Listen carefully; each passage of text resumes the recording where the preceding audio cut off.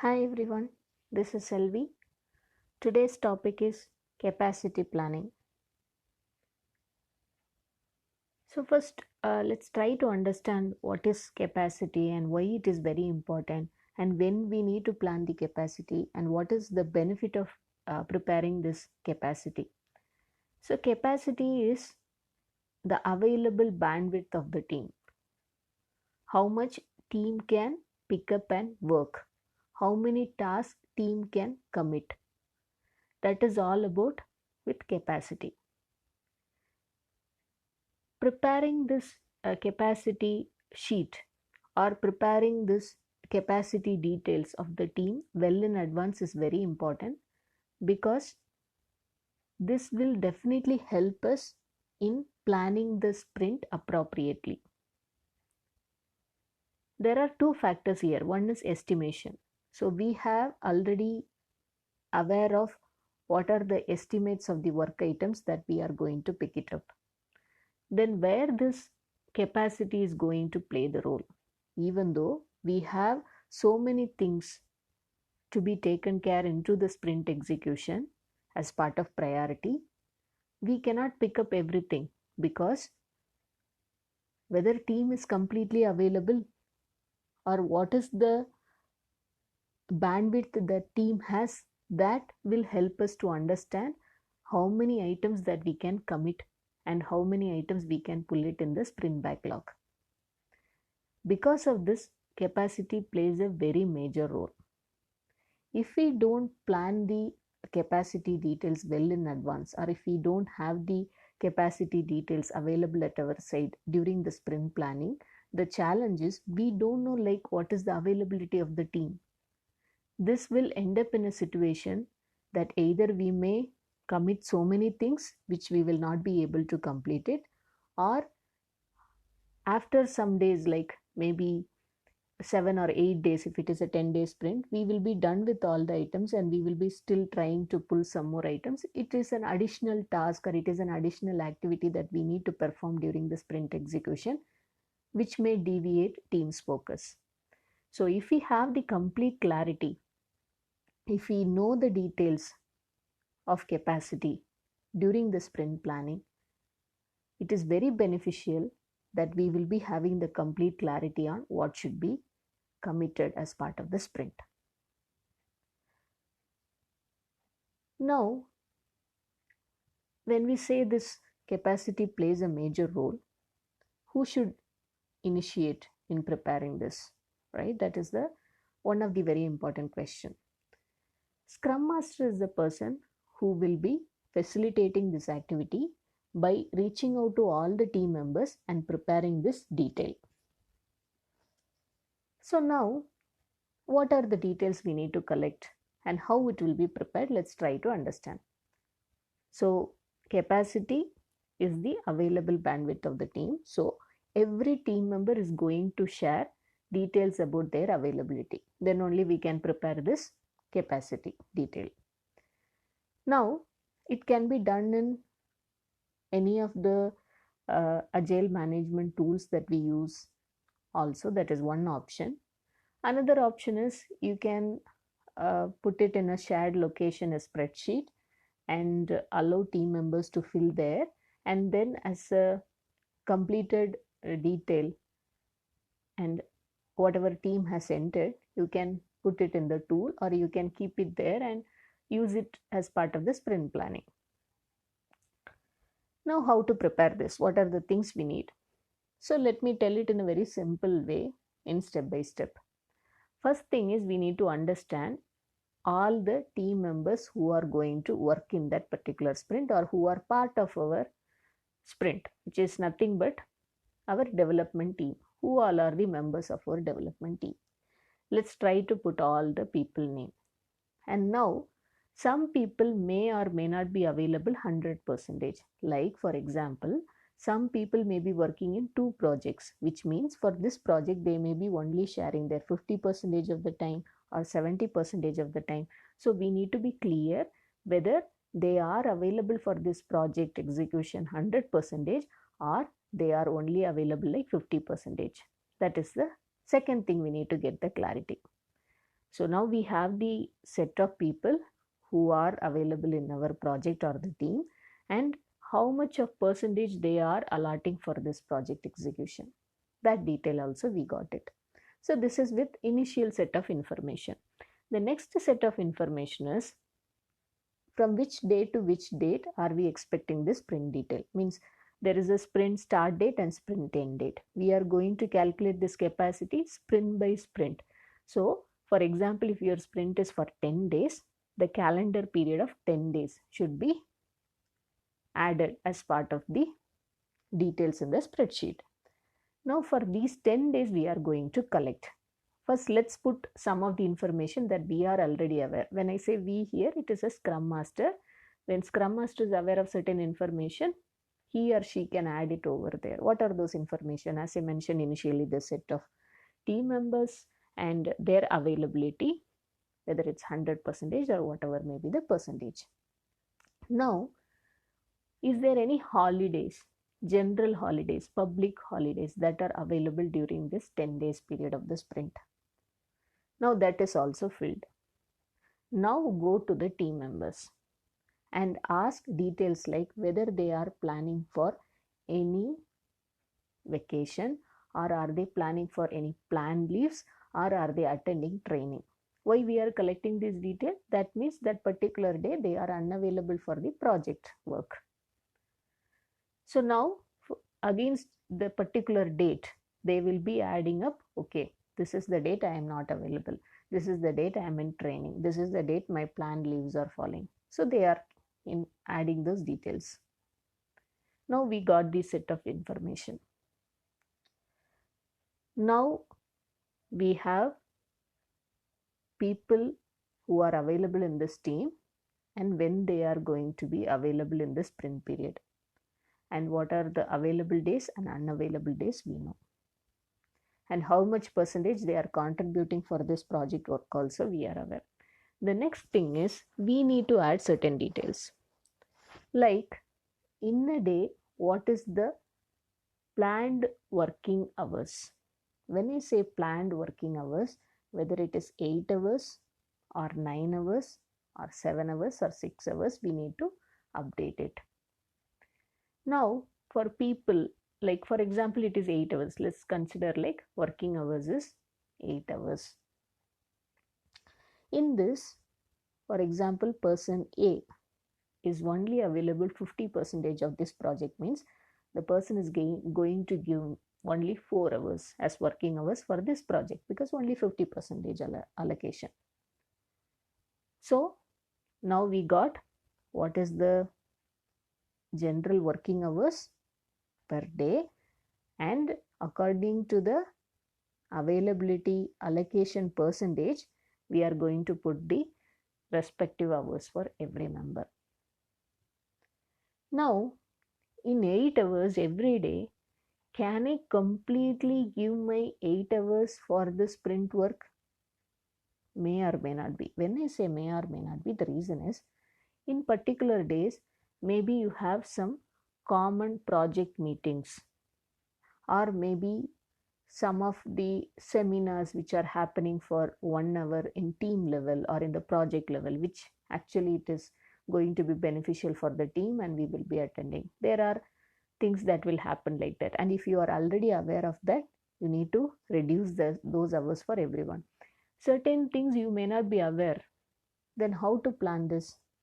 That's the reason we will not plan always 8 hours for every person in every day. Is this the only reason? No, there is one more reason. Every day we have some scrum events happening.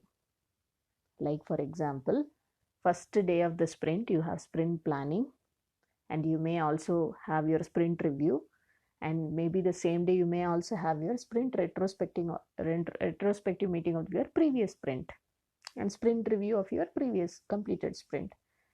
Now you are almost gone with few hours, and every day you have the daily stand up,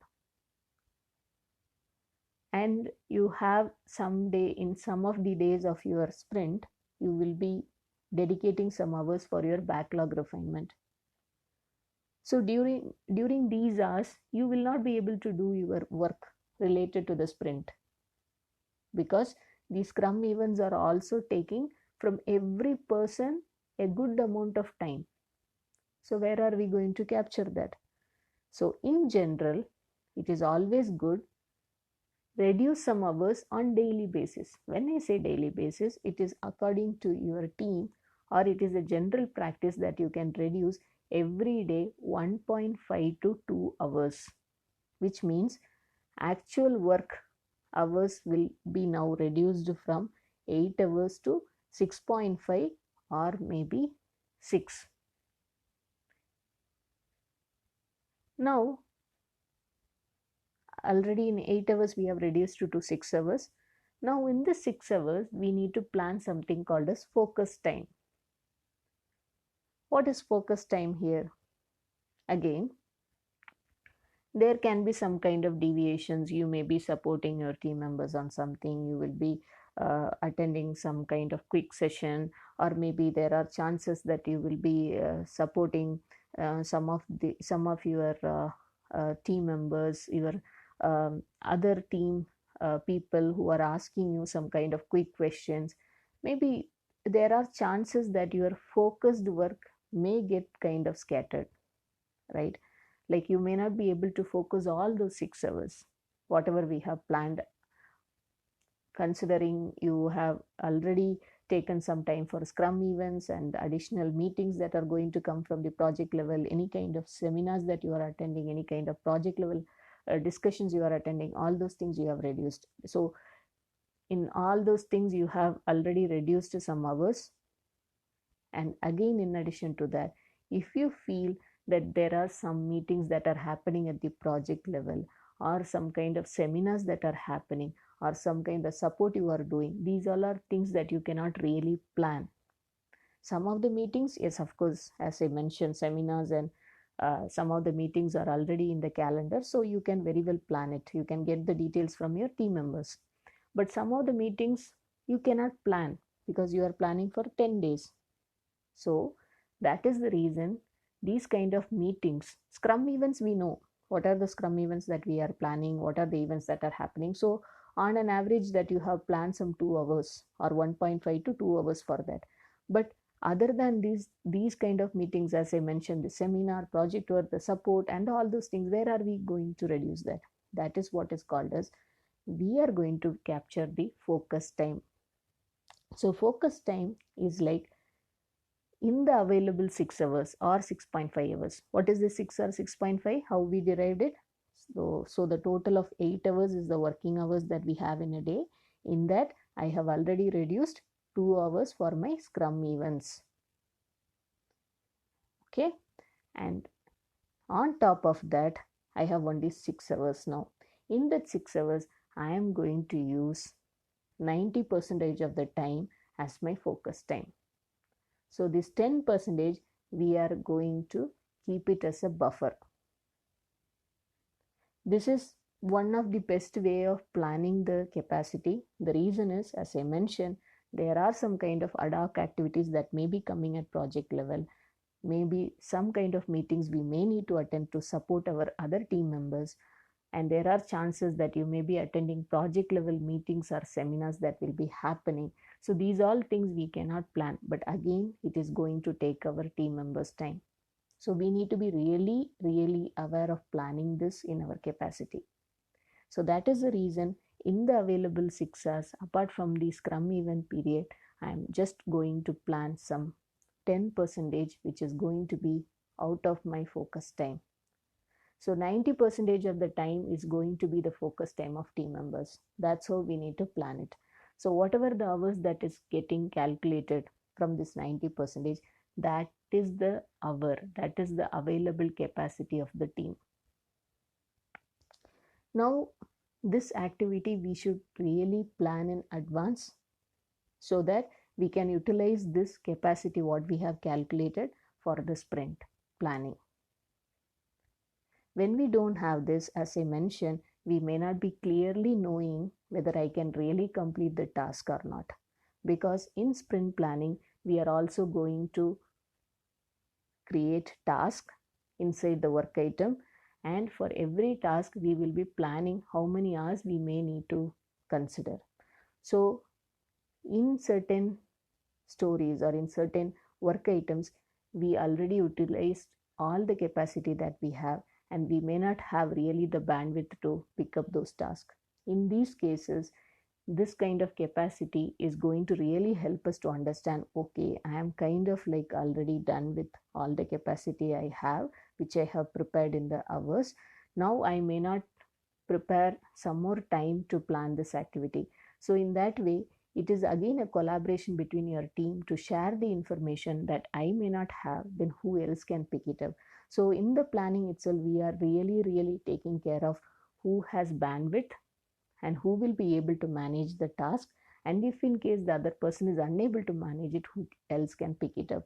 So in a way, we are giving some kind of confidence. In a way, we are planning it in a very realistic way that is going to help us. So now in this case, we have already, for every work item there is something called as stories. The major thing, the very important thing that we need to think is, do not anytime match your story points with any number of us. That is not the whole plan of having the user stories. This is just for task. This is just for identifying. For example, a particular work item is not going to be owned by a single person. It is the whole team that is going to work. Like for example, a user story is there is a developer activity will be there, designer activity is there, testing activity is there. So everyone is going to contribute. For example, if tester doesn't have bandwidth, how well we can plan the work? So here in the task itself, we will get to know. Now let's take one very simple example how it works so that it will be much more clear. Now we know how to calculate the capacity. Capacity for every person is available, how many hours they are going to be available in this particular sprint. Now we are in the sprint planning day. For every work item what we have pulled it into the sprint backlog, we are going to create task. I am a tester, for example. I have only 50 hours available in my hand in overall for the sprint. I am the only tester available in this team, and there are 4 developers. Now, for every story or every work item that we have picked, testing is available. There is no story or there is no work item where testing is not planned. That was not the situation. Sometimes it happens if there is a technical depth or a technical user story, we may not have the testing activity. But in this particular sprint, there are 4 work items that we have picked. All the 4 work items I as a tester need to test. Now, when I am planning my testing activities, I feel that for user story A, B, C, I am able to manage with 50 hours. I don't have hours for my user story D.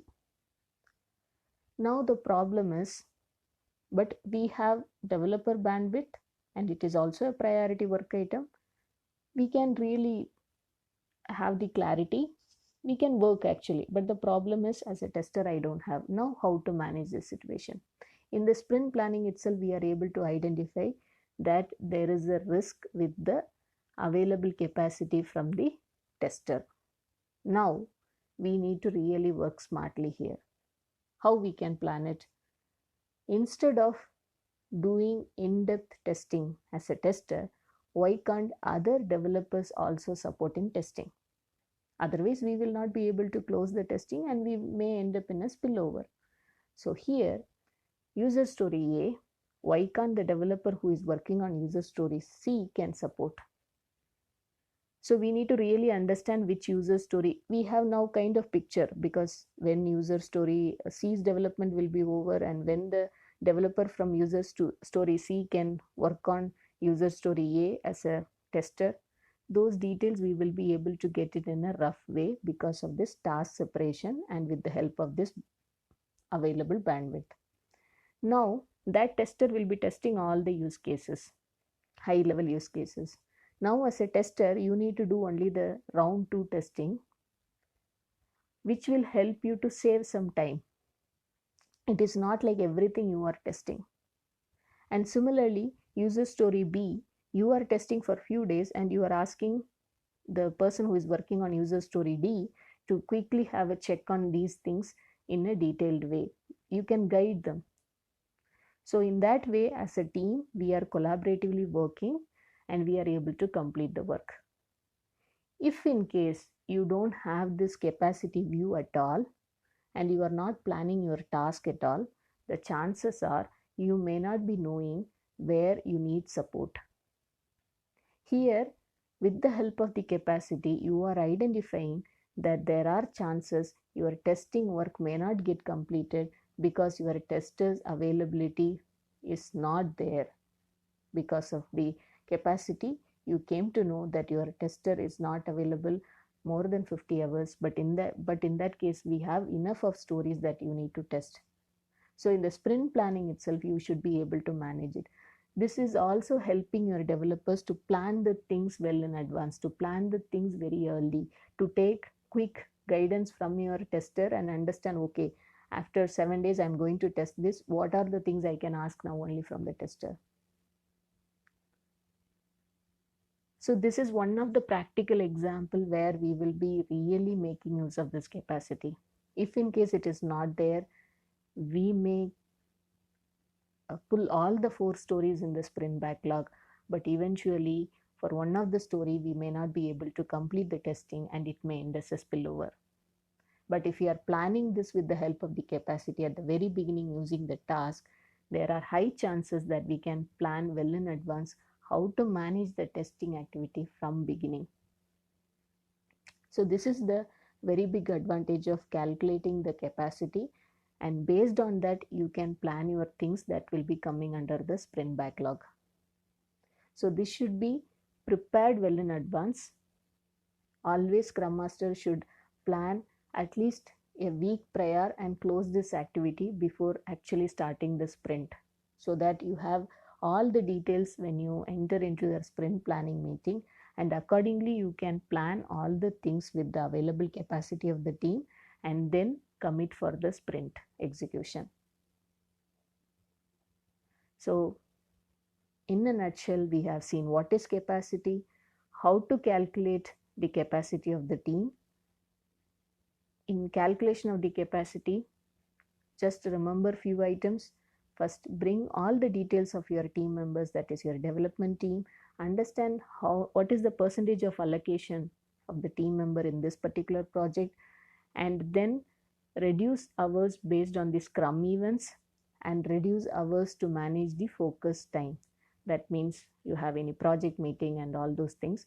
And this focus time, now it is 90%. It depends on project to project. For example, after entering certain sprints, you know that you will not be spending much of your time on any other activities other than the sprint, because this project is very critical and we are just going to work only on this, and we don't have any other extra meetings or any other seminars that will be happening, and we also know about the whole project execution very clearly. So in that way you can keep reducing the percentage that you have added as a buffer, or the 10% that you planned out of the focus time, you can start reducing if you feel so.